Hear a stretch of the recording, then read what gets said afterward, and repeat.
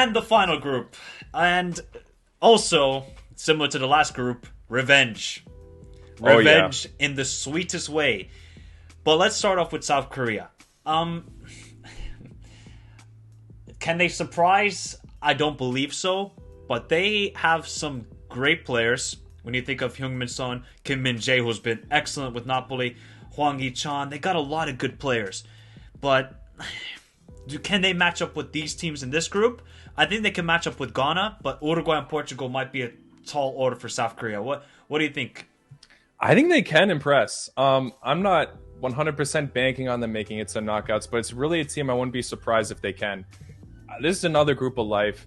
Portugal and Uruguay, yes, they're Really? the Group best of teams life? on paper. Yeah, I think so. I think so. Because Portugal and Uruguay, yes, they're the best teams on paper by miles against South Korea and Ghana. But Uruguay, yes, they got rid of Oscar Tabares, who was holding them back a bit, and now they're looking better once they reassigned the new manager, of course. But still, we did see a few question marks in those World Cup qualifiers, and now they have potential injuries. I think Araujo is already confirmed to miss the World Cup, and that's a huge loss for them. He's a fantastic defender.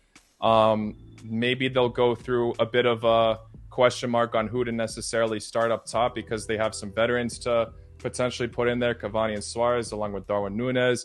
Where are they going to play Valverde? I know they've kind of sorted the idea out at this point, but you know, it's still all up in the air. Maybe they don't necessarily sort it out, and the likes of South Korea or Ghana can take advantage of a side like this. And with Portugal, fantastic squad, fantastic. Like, I really rate this team in terms of the talent they have, but I say it in all my videos. Their manager Santos, I don't think he's the best man for them. Outdated tactics. He was great in 2016 for them when they won the Euros because back then they weren't as potent with that on paper team they have. But now they have so much quality, they should be doing better.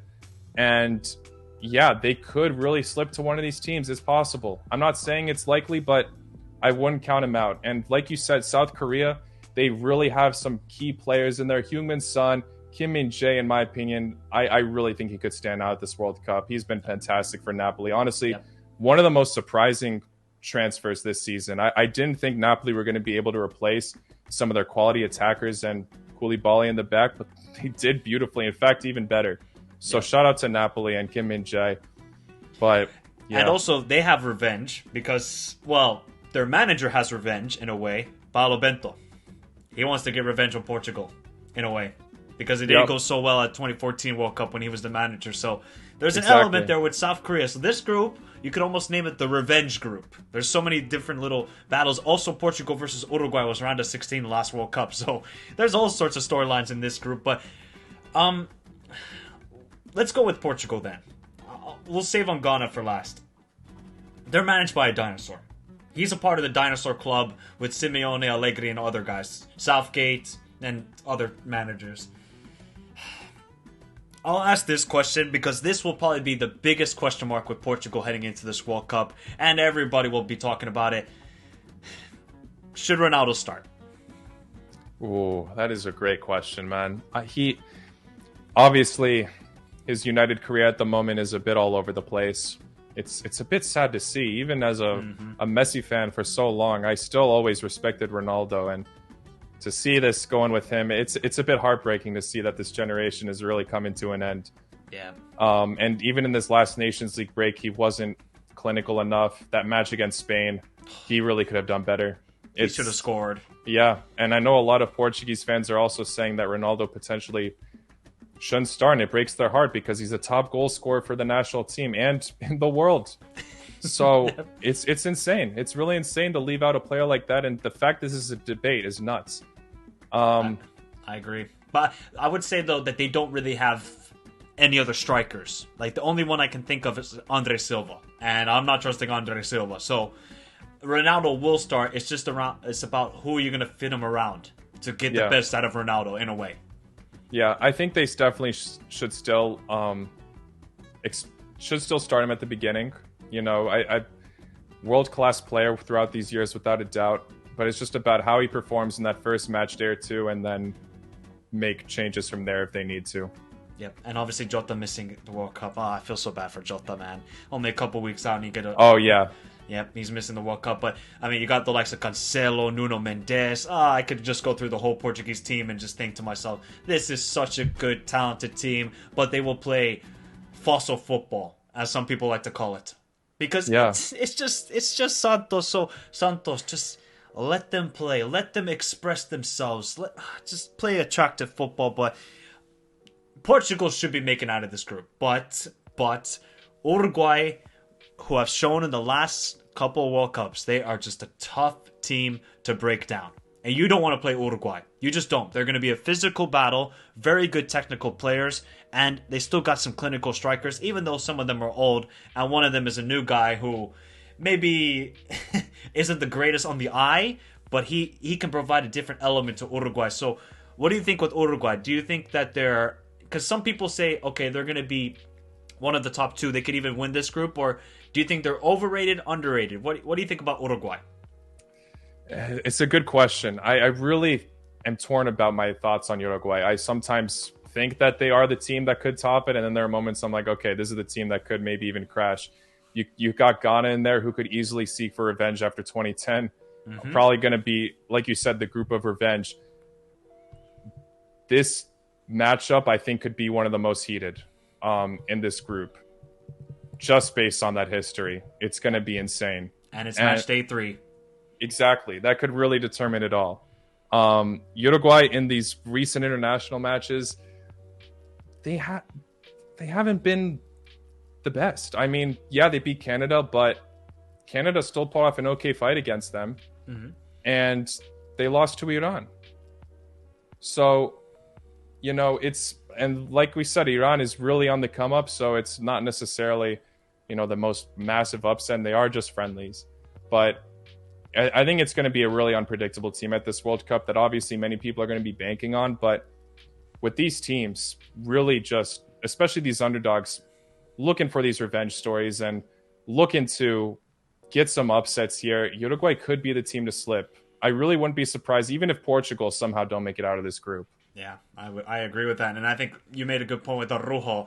He's so vital because now they're going to most likely play Jimenez and Godin, they're good, but Araujo, he is one of the best defenders in the world on his day. I really do feel that. But they probably got the most informed player in the world, other than Erling Haaland. Federico Valverde. I mean, this guy just scores bangers. You give him a long distance shot, it's going into the back of the net at the moment. So anytime he gets the ball, it turns into a goal. And it's just interesting. What is Alonso going to do? Cavani or Suarez or Darwin? What is it going to be? What's the formation going to be? That's going to be, I think, a lot of question marks with Uruguay, but they got a talented team and they got a lot of really good players. And I think a lot of talented young players coming through the ranks. And the last team is Ghana, who,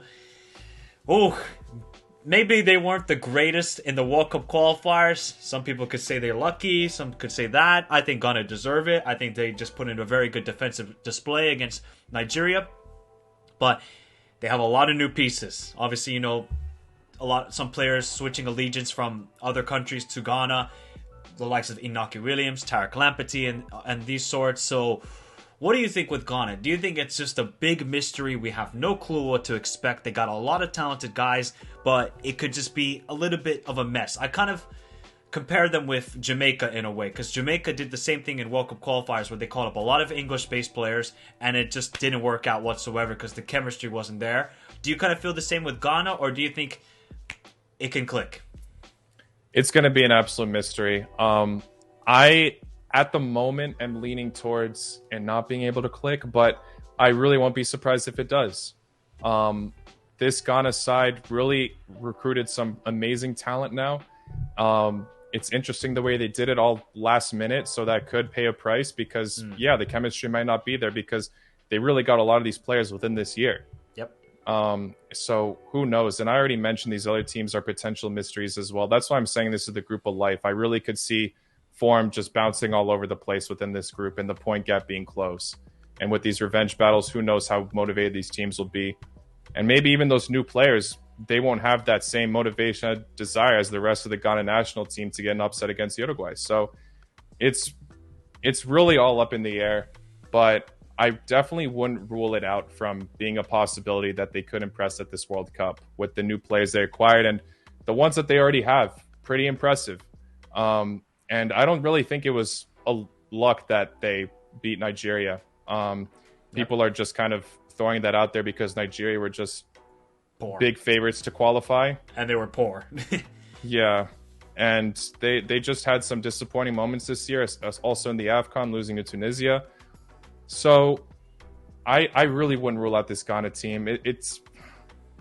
I'm saying it's the group of life because I really could see either of these underdogs impressing. I really could. And Ghana have a really good manager in Otto Adoi, who, you know, and they have a lot of quality players. Thomas Partey, Mohamed Kudus, Felix Afena-Gyan. So they got players off the bench who can make a difference in a game. So I just don't know what to expect with Ghana. That's the problem with predicting the side. You just don't know what's going to happen.